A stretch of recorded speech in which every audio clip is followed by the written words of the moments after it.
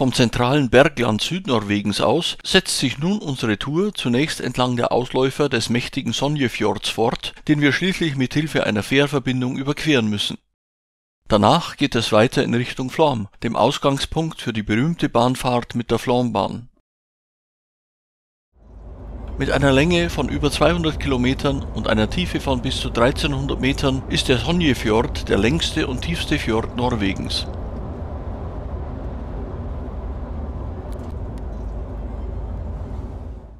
In der Nähe des Städtchens Sonndal lässt sich ein kleiner Nebenarm des Fjords zunächst noch relativ einfach auf einer Brücke überqueren. Wenig später ist schon etwas mehr Aufwand erforderlich, denn nur mit Hilfe einer Fähre gelangt man auf die andere Seite des an dieser Stelle mit 2,5 Kilometern immer noch relativ schmalen Sonjefjords.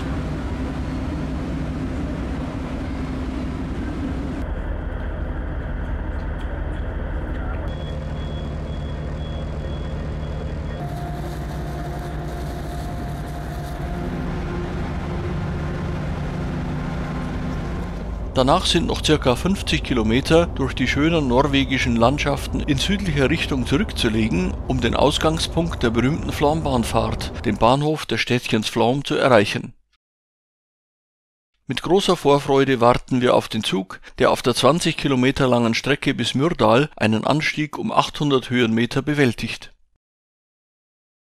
Nach der Panoramafahrt durch die wilde Landschaft gilt es, in die reguläre Bergenbahn umzusteigen, der wir bis zum Ort Voss treu bleiben. Dort werden wir wieder von unserem Busfahrer abgeholt, um die noch verbleibenden 100 Kilometer bis Bergen zurückzulegen. Die Fahrt mit der Flåmbahn zählt zu Recht zu den beliebtesten Touristenattraktionen Norwegens und führt vorbei an imposanten Schluchten, Gipfeln, Flüssen und Wasserfällen.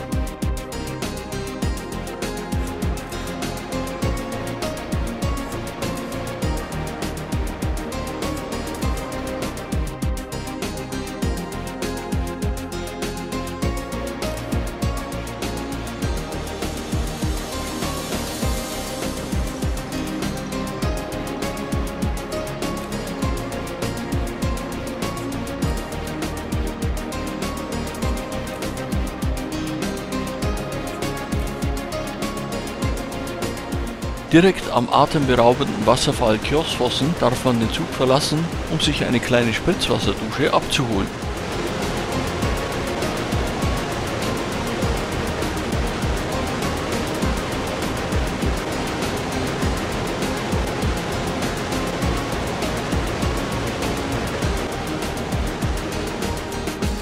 Danach geht es weiter mit der Bergenbahn, die sich ebenfalls durch eine beeindruckende Gebirgslandschaft schlängelt.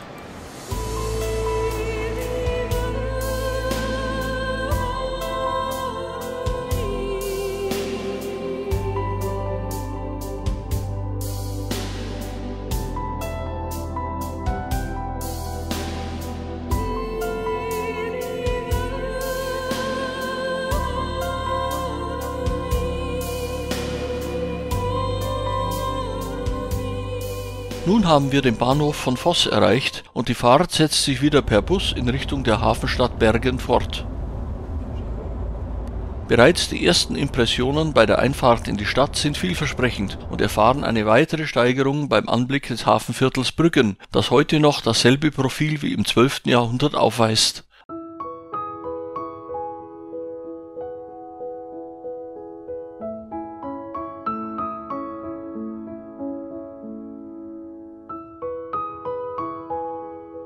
Als Beispiel hanseatischer Baukunst in Norwegen wurde Brüggen durch die UNESCO 1979 zum Weltkulturerbe ernannt.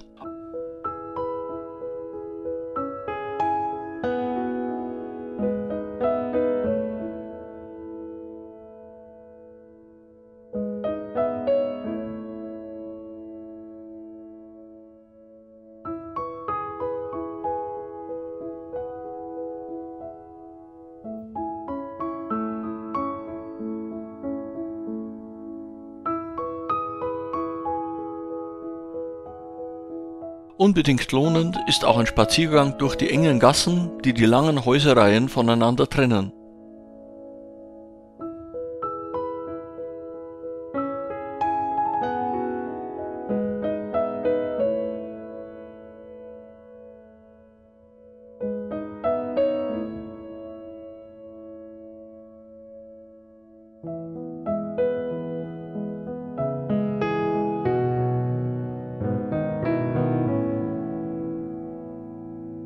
Getröstet von der Gewissheit, auch noch den kommenden Vormittag in dieser wundervollen Stadt zur Verfügung zu haben, verlassen wir am Abend das malerische Stadtviertel Brüggen.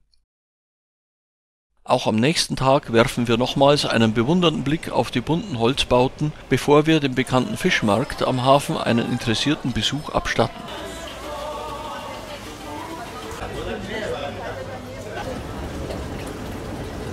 Die verschiedensten Meeresspezialitäten werden hier nicht nur fangfrisch im Rohzustand angeboten, sondern für den sofortigen Heißhunger auch appetitlich aufbereitet.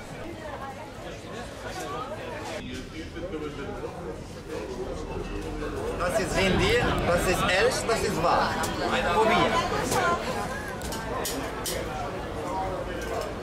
Abgelenkt von den reizvollen Delikatessen des Fischmarktes werden wir lediglich durch einen Blick auf die Bergstation der Standseilbahn, die sich nicht nur wolkenfrei, sondern sogar von der Sonne beschienen präsentiert, wodurch die sofortige Nutzung der bekannten Flöibahnen quasi verpflichtend wird.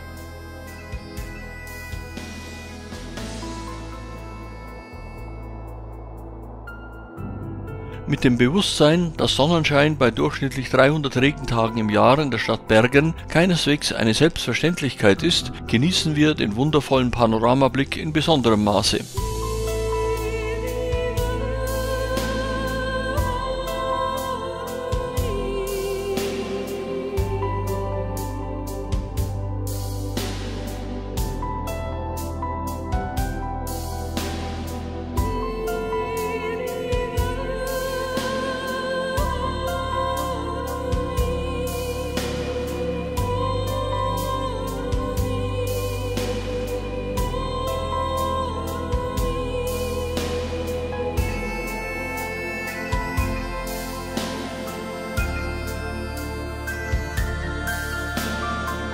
Mit einem abschließenden Souvenirfoto und der Abfahrt mit der Bahn beenden wir den Aufenthalt in der Stadt Bergen.